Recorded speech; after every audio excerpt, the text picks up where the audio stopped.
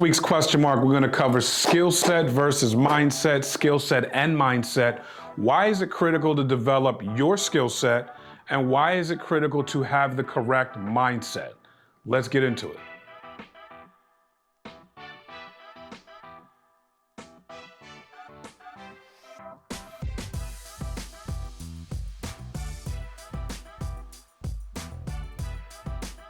When you think about skill set, you got to think about this. Skill sets are kind of the things that you're doing here, and you're trying to apply to something. So when you think of skill set, start thinking about, number one, a person's specific abilities. What are your specific abilities? What are you doing to not only master your skill set, to acknowledge that you even have a skill set? Sometimes, and I've been there before, where you're trying to develop so many things at once, you don't even know what your dominant skill set is. And I encourage you to, at some point in your game, some point in your life, some point in this season, find out what your dominant skill set is. That is the thing, whether you love it or not, that you're gonna ride till the cows come home. And you're gonna realize that that thing right there is going to take you to where you want to go. You know, doesn't mean you can't be good at multiple things, but I don't know, the jack of all trades, is the master of no skill to me. I mean, like, what trade are you actually mastering? So when I think about a person's specific ability, I think about the thing that they're great at. If you think about baseball, you have some people that are unbelievable at pitching the ball. They have 4 different types of pitches. When you think about hitters, you think about the way that this guy's bat speed is just runs through the strike zone really fast. And so that's the skill set. They should ride that. When we're in business, we think about some people have an uncanny ability to lead. That's their skill set. Some people are very technical, very analytical, analysis driven, and can just whip up some technical data for you and take you to a place. They can tell you a story through data. Some people are excellent in the creative world. Some people are unbelievable with their eye for color. Some people are unbelievable with their eye for graphics or behind a camera. And we have content creators now that are doing all kinds of things with their editing eyes. And listen, at the end of the day, you're probably gonna have 1 or 2 dominant skill sets. And so what are your specific abilities? Some people are amazing at closing the sale. Some people are amazing at painting a vision and painting a picture. Find out what it is, because some people were blessed with a lot, but most people are blessed with a few dominant skills, okay? So when we think of skill set, think of that. Think of what is your ability that's specific, that's going to give you an advantage. Number 2, you wanna acquire this skill. You need to recruit to the skill. You need to acquire this skill through education, experience, teaching, and training. So when you're thinking about your skill set and sometimes you have this aha moment, you're going through something, you're like, aha, I like the way that felt. I really like the way that felt. You didn't even know what it was. It just kind of felt like magic. Reading a book called Mastery. It's like when your mind and your body and your work all come to one, all at the same time, during a course of a sequence. And you're like, whoa, you're almost like, especially the first time it happened, you're like, that was crazy. Well, that's really good. When you can identify that thing enough times, then you're now going to acquire it. You're going to be able to find where you need the education. You can put your money in the courses you need to take. You can develop by research online with things you need to search. You can develop by watching YouTube videos like this one on something you're trying to develop through skill set. Experience. We talk about 10,000 hours, right? Number 3, 10,000 hours. Anything you put 10,000 hours behind with intention, you are becoming a master at it. So as someone who puts 10,000 hours into the game of chess, better be good at it, okay? Someone who has been singing for 10,000 hours, playing the piano for 10,000 hours, doing things for 10,000 hours, they're going to be really, really good at it. It's gonna be very difficult to trick someone who's put 10,000 hours into a skill set that they don't know what they're doing.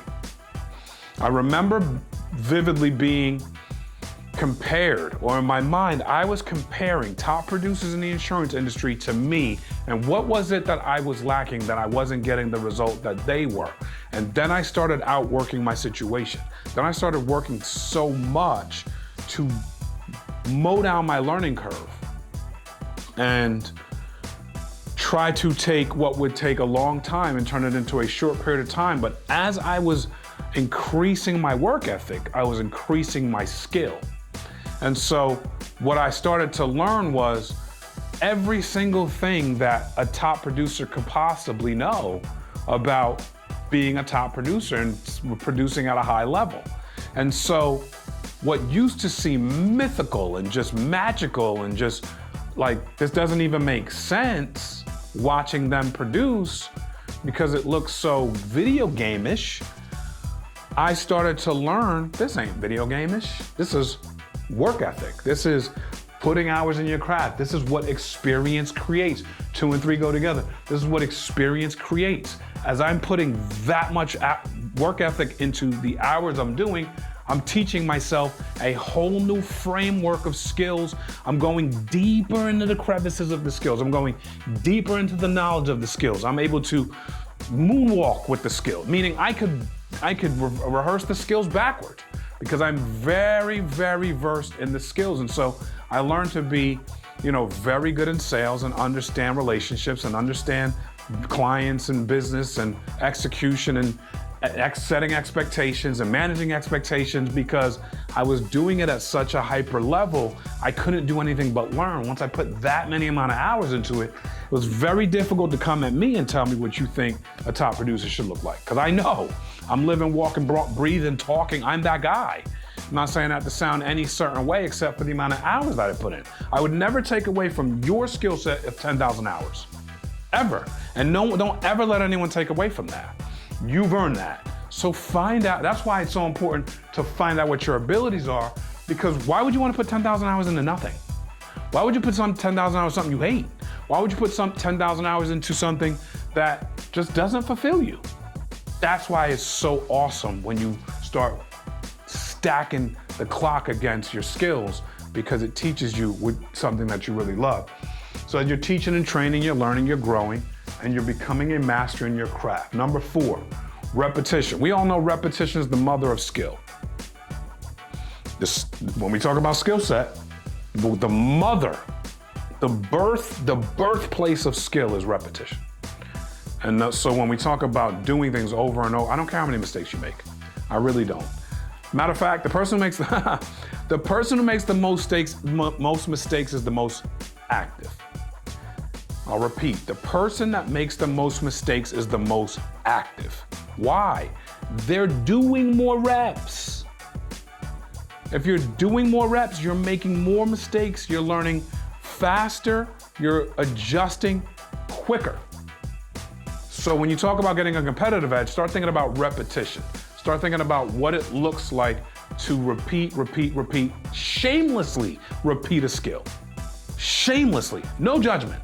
Stop judging yourself. Stop overjudging yourself. Shamelessly repeat a skill, knowing that you're going somewhere. It's funny today. It's not funny tomorrow when you're the most serious person in the room taking stuff over. And number 5, skill is something that's going to be tangible and measurable. So as you're acquiring, as you're developing, as you're growing, as you're becoming a master, everyone can tangibly see it. It's not gonna evade them. When you listen to someone, and I love watching the show called The Voice, and the singers, as you go through the rounds, they're being trained by masters in their craft. So the last season that I saw was John Legend, Dan and Shay were coaches, Chance the Rapper was a coach, and Reba McEntire, the Queen of Country, was a coach. Now, John Legend, they're experts at what they do. This is not like a game, they're experts. So if I had week in and week out sessions with John Legend and my gift was to sing, do you think that I would pick up some things from a master? You got it, yes. And so I watched them get better and better each week, and it's because of the intense training. It's because they're acquiring the skills. They're recruiting to this skill set. They're acquiring it. They're taking a hold of it. Take a hold of your skill set. It'll be tangible when it's all said and done. It'll be extremely measurable. So when people are singing throughout the course of the show, some of the best singers will put on Grammy-type performances that they never would have been able to do when they showed up week one, because they're bathing in the skill set, bathing in the technicalities of the skill set, and they're growing. This is something you want to accrue to. Let's get to mindset. When you're developing mindset, you're thinking about your mindset. You're developing the right mindset. There's a lot of mindsets to have. I've seen people be lackadaisical. I've seen people be tired and lazy. I've seen people be so-so, status quo. How's it going today, Bob? It's all right.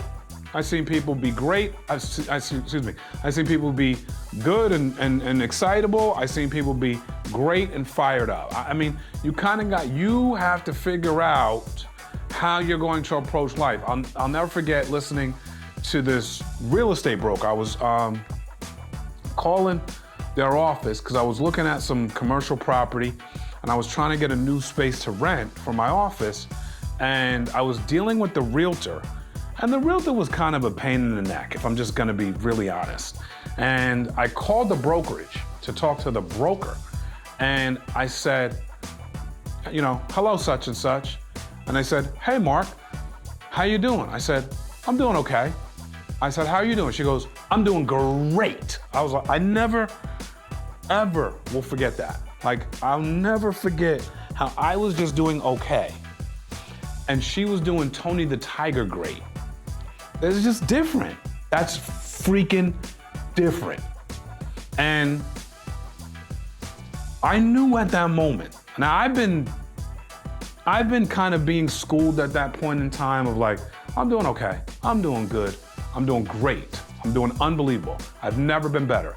I'm having an amazing day. I'm doing amazing. I'm doing I was going through these shades of gray of, okay, not too bad, it's cool,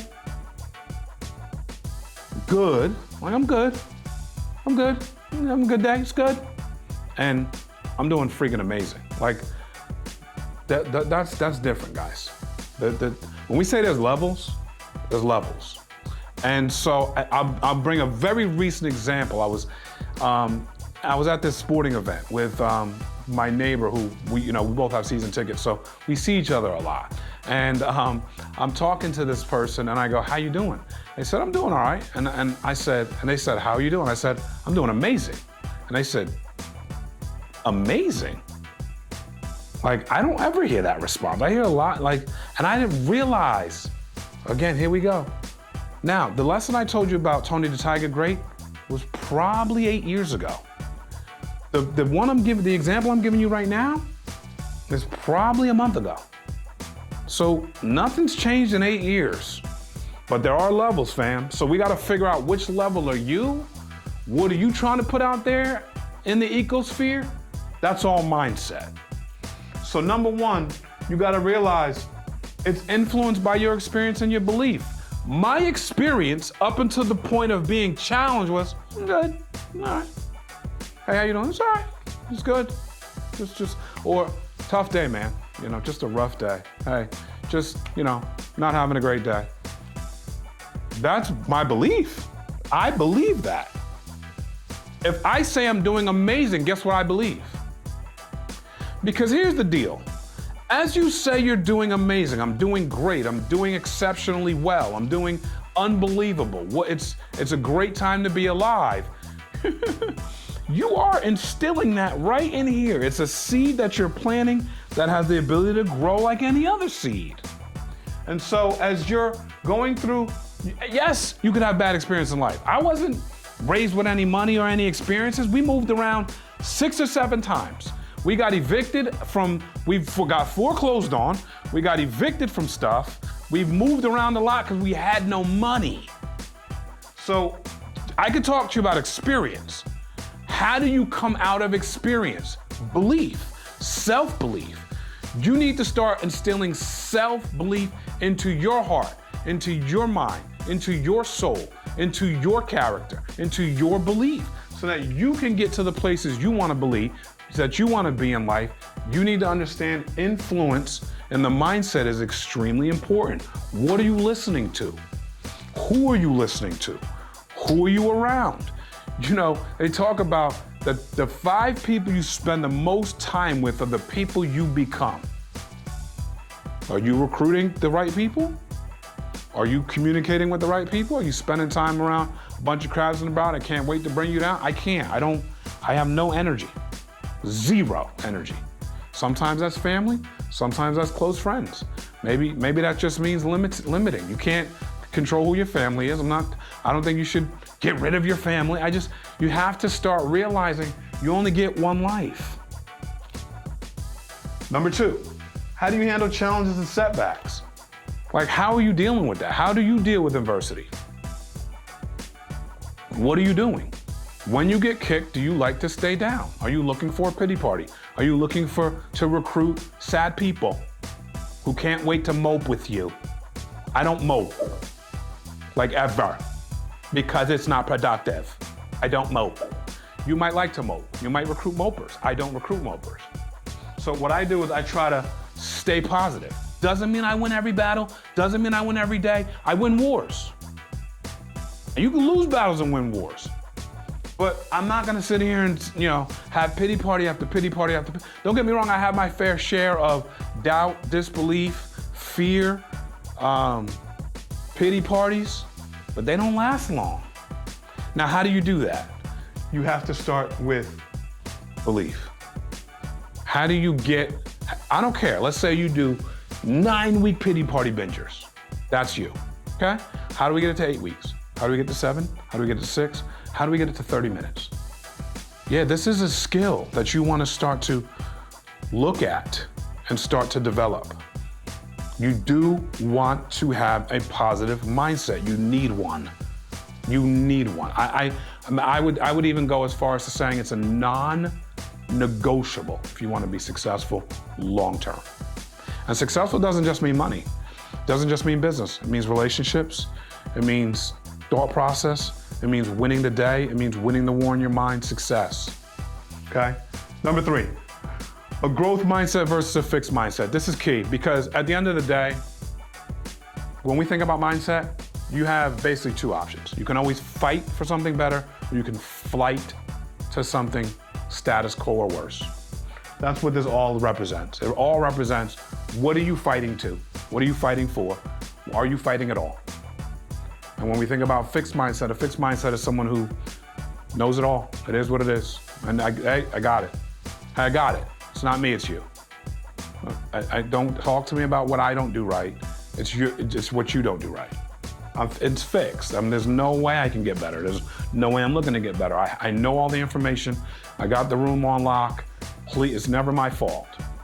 Never. I'm not gonna read a new book to get better. I'm not gonna research. I'm not gonna watch any videos to get better. I'm not gonna listen to any podcasts. I'm not gonna go and get experience traveling the world. I'm not doing nothing. I'm good.